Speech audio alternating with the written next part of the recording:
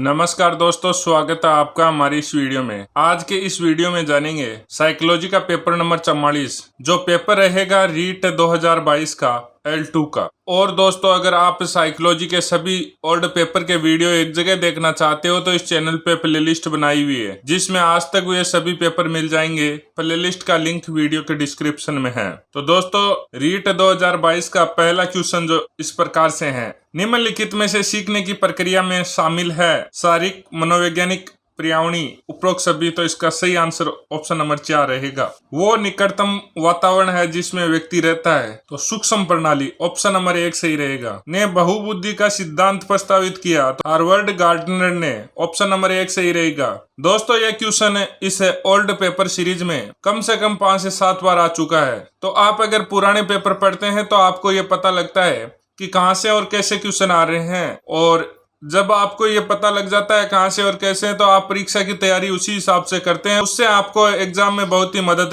मिलती है।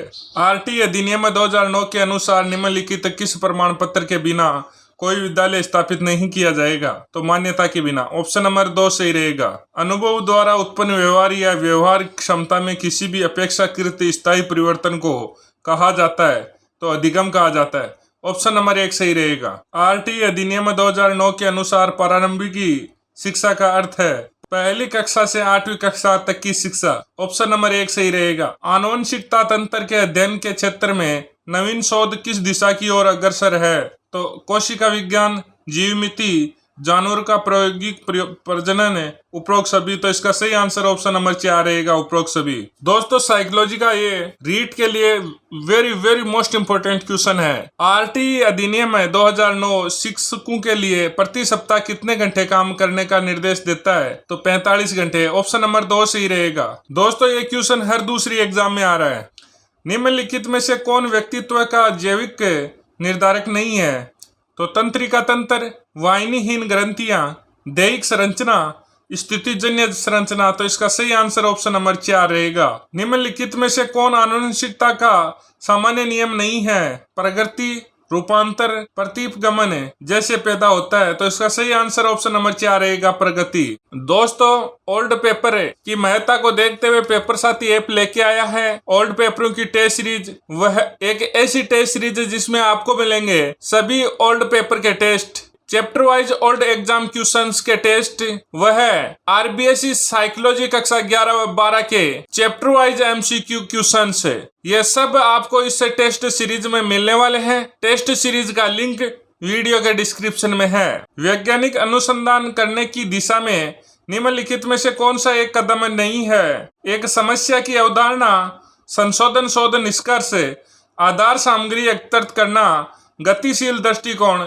तो इसका सही आंसर ऑप्शन नंबर 4 रहेगा, गतिशील दृष्टिकोण। परीक्षण की का संदर्भ 2 भिन्न अवसरों पर एक ही परीक्षण पर किसी व्यक्ति द्वारा प्राप्त लब्धांकों की संगति से है, तो विश्वसनीयता, ऑप्शन नंबर 1 सही रहेगा।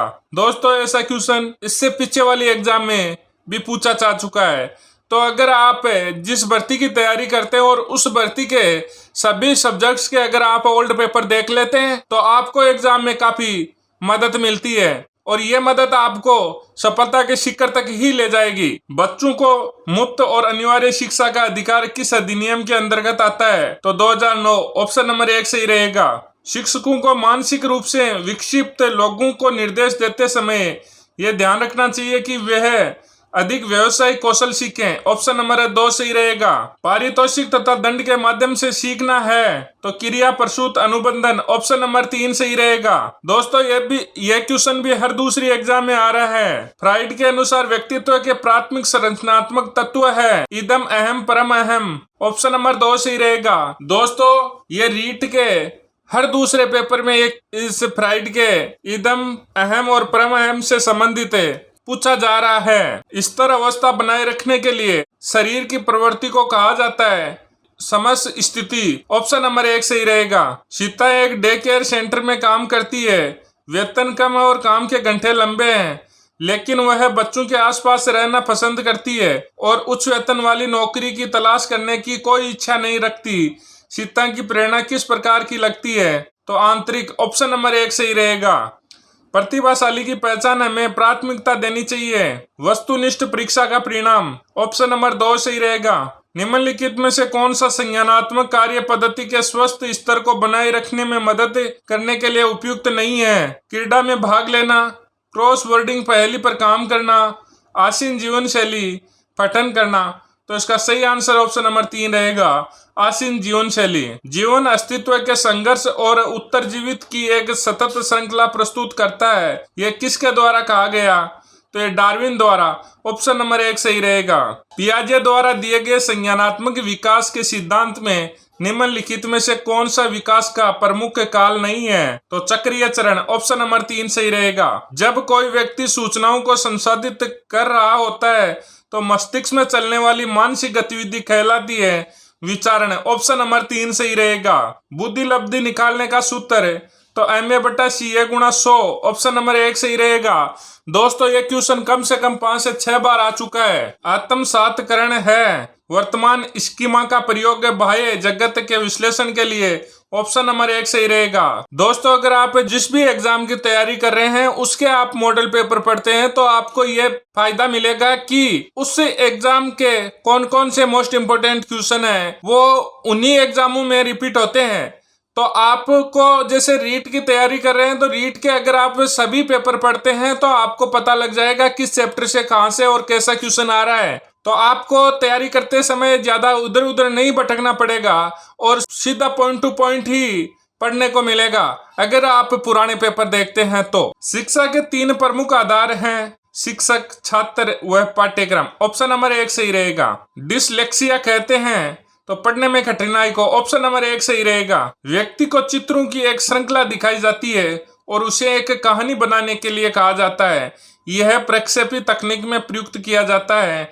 कथानक सप्रत्यक्षण परीक्षण। ऑप्शन नंबर 1 सही रहेगा। निम्नलिखित में से कौन सी व्यक्तित्व का आकलन करने के लिए एक व्यक्तिगत विधि नहीं है? तो व्यक्तिगत इतिहास, साक्षात्कार तकनीक, वस्तु सूची तकनीक, निर्धारण मापनी। तो इसका सही आंसर ऑप्शन नंबर 4 रहेगा, निर्धारण मापनी। निम्नलिखित में से कौन सा मानसिक मंदता के वर्गीकरण के अंतर्गत नहीं आता है? हल्की मंदता, मध्यम मंदता, गंभीर मंदता, तीव्र मंदता। तो इसका सही आंसर ऑप्शन नंबर 4 रहेगा, तीव्र मंदता। और दोस्तों अगर राजस्थान की किसी भी भर्ती की तैयारी आप कर रहे हैं और आपको चाहिए ओल्ड पेपर तो आप पेपर साथी ऐप का सहारा ले सकते हैं। जय हिंद, जय भारत।